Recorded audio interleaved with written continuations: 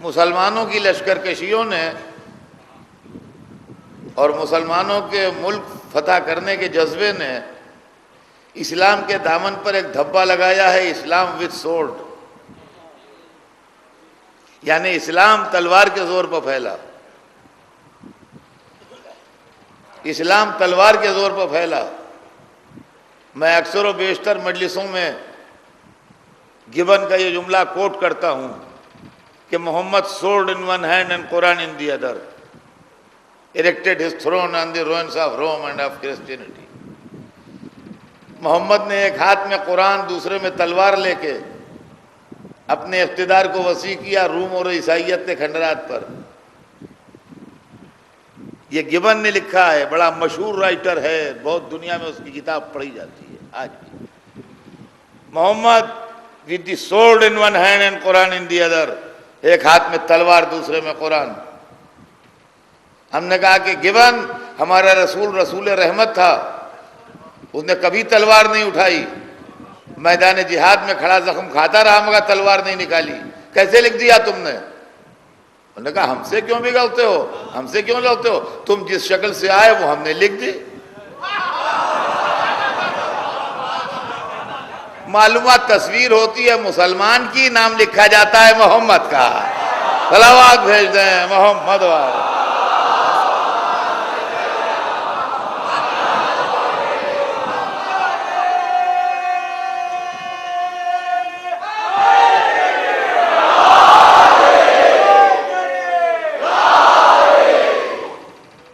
تو عزیزان گرامی، ہم اپنے گھر میں بیٹھ کے جو بھی چاہے کہہ لیں اور خوش ہو لیں، لیکن یہ گبن کی کتاب جو ہے یہ ملینز کی تعداد میں دنیا میں چھپی ہے اور ٹریلینز کی تعداد میں انسانوں نے پڑھی ہے، اور اس کے اندر یہ جملہ لکھا ہوا ہے with the sword in one hand and Quran in the other، ایک ہاتھ میں تلوار دوسرے میں قرآن لے کے۔ اب رہ گیا جہاں تک اس مسئلے کے سوال ہے کہ یہ ہے کیا، تو ہم سے بہتر کوئی نہیں بتائے گا۔ رسول امت کے دونوں ہاتھ مصروف کر کے گئے تھے، ایک میں قرآن تھا دوسرے میں دامن اہل بیت تھا۔ اہل بیت کا دامن چھوڑا، خالی ہاتھ میں تلوار آ گئی۔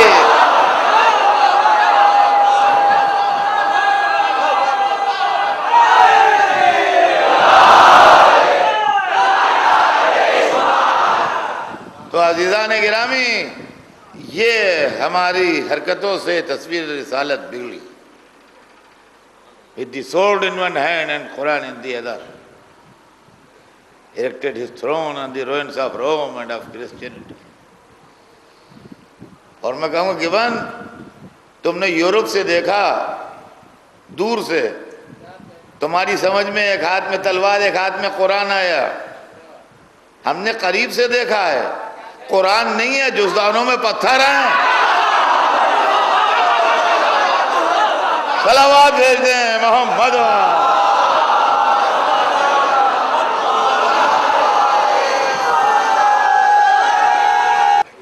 وَالَّذِي بَعَثَ فِي الْأُمِّيِّينَ رَسُولًا، کہتے ہیں قرآن میں لکھا ہے، دیکھیے ہم نے بھی دیکھا ہے قرآن میں لکھا ہے۔ ام القریٰ والوں میں، مکے والوں میں ایک کو رسول مبعوث کیا ہے۔ آپ کا خیال یہ ہے کہ جاہلوں میں کیا ہے؟ اچھا، ہم اس پر بھی کمپرومائز پر راضی تھے کہ بھئی سب جاہل تھے، یہ نہیں تھے، جاہلوں میں تھے مگر یہ خود عالم تھے۔ اس پر بات طے ہو جائے کہ جو گرد و پیش کا ماحول تھا وہ تو جاہل تھے مگر یہ خود پڑھے لکھے تھے، عالم تھے۔ کہیں گے نہیں، وہ عربی گرامر کے حساب سے نہیں ہوتا۔ امام مولوی صاحب کو گرامر یاد آ گئی۔ رسول منہم، دیکھیں منہم بھی تو ہے، اس کا مطلب سمجھیے۔ وہ ہم کو عربی گرامر پڑھانے لگے۔ اچھا، اب اصلیت کیا ہے؟ اصلیت میاں یہ ہے کہ رسول کو اپنا جیسا سمجھا، اپنا جیسا سمجھا۔ اب ان کے دل کی تمنا یہ تھی کہ یہ بچپنے میں رسول کو دیکھتے کہ تختی ہاتھ میں ہے، 2-3 قلم جیب میں لگے ہیں،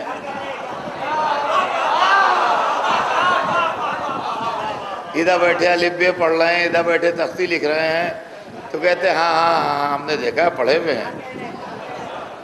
یہ منظر انہوں نے دیکھا نہیں، یہ منظر انہوں نے دیکھا نہیں. یہ کہے اٹھے بے پڑھے لکھے ہیں، بے پڑھے لکھے ہیں. سوال یہ ہے کہ رسول کو پڑھائے گا کون؟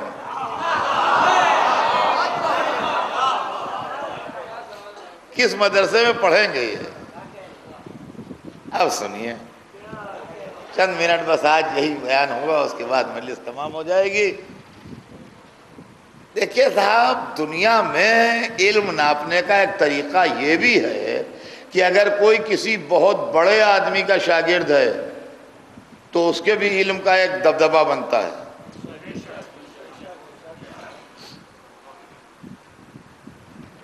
مرزا غالب اردو لٹریچر کا بہت بڑا نام تھا. اگر کسی نے مرزا غالب سے اردو پڑھی ہے تو خواہ اس کی ایک دھوس ہوگی، وہ استاد غالب کے شاگرد. شیکسپیئر انگریزی لٹریچر کا ایک بہت بڑا نام ہے. جانسن انگریزی لٹریچر کا ایک بہت بڑا نام ہے. اگر کسی نے شیکسپیئر یا جانسن سے انگریزی پڑھی ہے تو خواہ اس کا دبدبہ ہوگا. یا استاد بہت بڑا ہو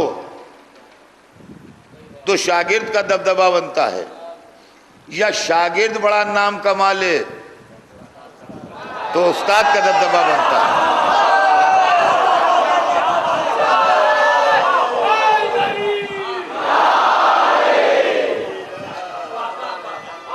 آپ میں سے بہت سے لوگ واقف ہوں گے، اردو کے ایک مرثیہ نگار شاعر گزرے ہیں میر ضمیر.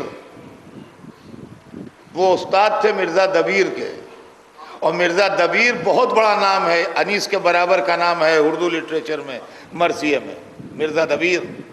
تو آج تک میر ضمیر کی واہ واہ اس لیے ہے کہ استاد دبیر تھے.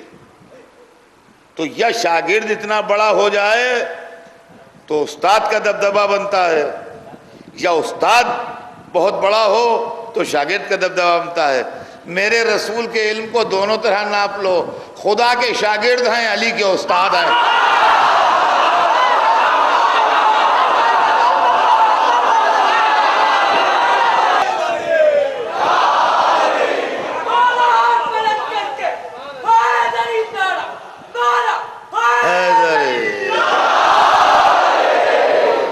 اب سنیے بھائی ایک بات سامنے کی، بالکل دنیا میں آج عالم اسلام میں علم علی کے ڈنکے بج رہے ہیں، اور مولا علی کی شخصیت کے چاہنے والے بھی ہیں، مخالف بھی ہیں، سب کچھ ہیں. ان کے امام ہیں کہ نہیں ہیں، معصوم ہیں کہ نہیں ہیں، خلافت میں ان کا کون سا نمبر ہے، یہ سب چیزیں اپنی جگہ کے اوپر، لیکن یہ کہ ان کے علم سے کوئی انکار کرنے والا نہیں. اور اس کی ایک وجہ ہے،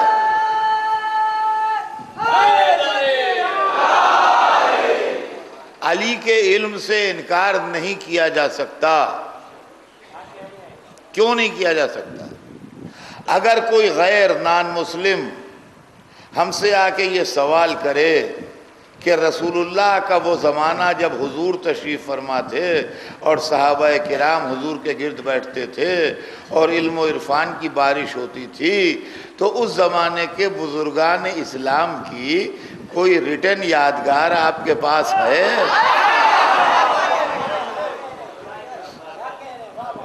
وہ اصحاب رسول کا طبقہ جو حضور کی خدمت میں بیٹھتا تھا اور آپ سے کسب فیض کرتا تھا، ان کی کوئی یادگار ہے اس زمانے کی جب آپ کے حضور تھے اس دنیا میں؟ اس زمانے کی کوئی یادگار ہے جو ہم آج دیکھیں اور مال اس زمانے کا ہو؟ تو یقین مانیے آپ، یا تو آپ کو قرآن ملے گا، مگر قرآن کا تعلق رسول و علی سے نہیں ہے. قرآن کا تعلق رسول و علی سے نہیں ہے، وہ کلام خدا ہے. تو یا تو اس زمانے کی یادگار آپ کو قرآن ملے گا، یا حدیث نبوی ملے گی جس سے اسلام سمجھنے میں اور قرآن سمجھنے میں مدد ملتی ہے۔ تو قرآن اللہ کا کلام ہے، حدیث رسول کا کلام ہے۔ سوال یہ کر رہا ہے وہ آدمی کہ جو رسول کی بزم میں بیٹھتے تھے ان کی کوئی یادگار ہے؟ تو عزیزوں ڈھونڈ ڈالیے سوائے نہج البلاغہ کے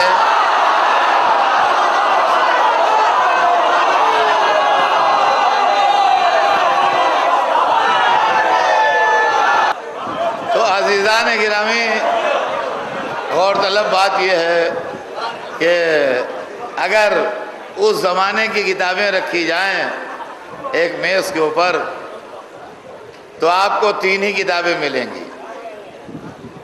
یہ قرآن ہے، یہ کلام خدا ہے، یہ حدیث ہے، یہ کلام رسول ہے، یہ نہج البلاغہ ہے، یہ کلام علی ہے۔ اب اگر ایسے موقع پر میرا کلمہ پڑھنے کو دل چاہے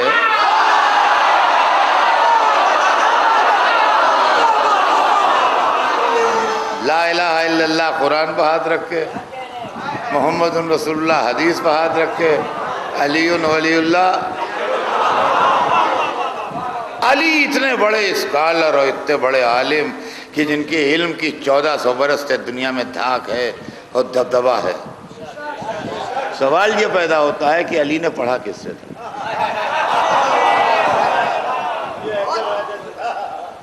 عرب میں کسی نے دعویٰ کیا کہ ہم نے علی کو پڑھایا ہے؟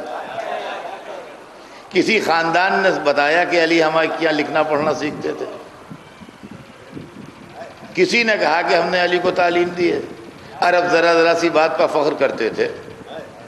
اتنے بڑے اسکالر تھے علی، اتنے بڑے عالم تھے، جس خاندان میں 2 حرف بھی پڑھے ہوتے وہ ہمیشہ فخر کرتا کہ وہ صاحب ہو گئے اتنے بڑے، وہ ٹھیک ہے لیکن ابتدا ہمارے گھر سے ہوئی تھی، بسم اللہ ہم لوگوں نے کرائی تھی، لکھنا پڑھنا شروع میں ہم نے سکھایا تھا ہمارے دادا نے۔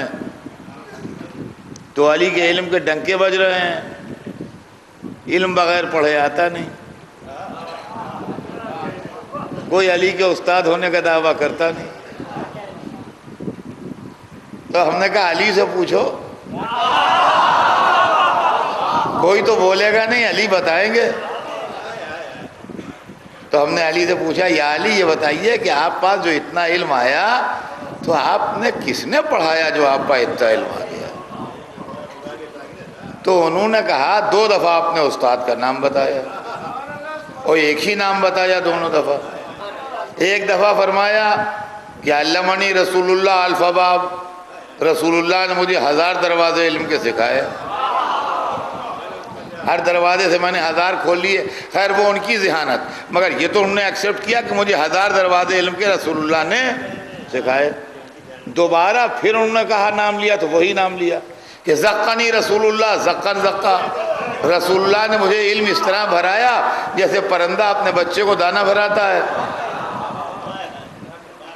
چلیے بظاہر مسئلہ صاف ہو گیا کہ علی اتنے بڑے عالم تھے تو اس لیے تھے کہ ان کو رسول اللہ نے پڑھایا، مگر میرے یہاں مسئلہ نہیں صاف ہوا، میں ابھی وہیں کے وہیں ہوں، میں چکر میں پھنسا ہوں، اس لیے کہ علی کے علم کے ڈنکے بج رہے ہیں، علی کی استادی کا کوئی دعویٰ نہیں کرتا۔ علی نے بتایا کہ مجھے رسول اللہ نے پڑھایا، امت کہتی ہے رسول خود بے پڑھے لکھے تھے۔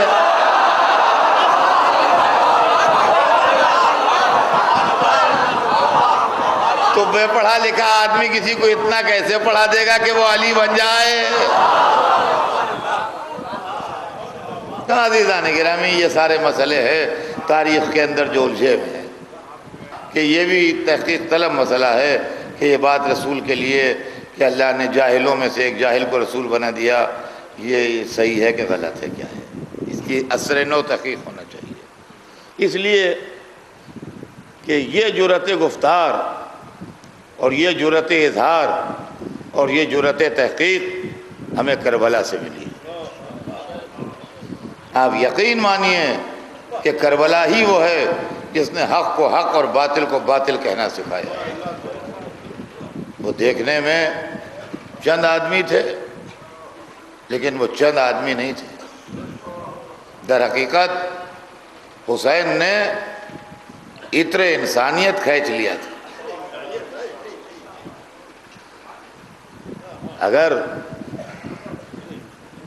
ایک من گلاب کے پھول ہوں 40 کلو تو 40 کلو ادھر تھوڑی نکلے گا اس میں سے. اگر ایک من گلاب کے پھول ہوں تو اس میں سے چند گرام عطر نکلے گا. 100 گرام 200 گرام عطر نکل آئے گا. تو عزیزان گرامی صدیاں گزرتی ہیں تو ایک ویسا نہیں پیدا ہوتا. جیسے حسین نے 72 جمع کر لیے.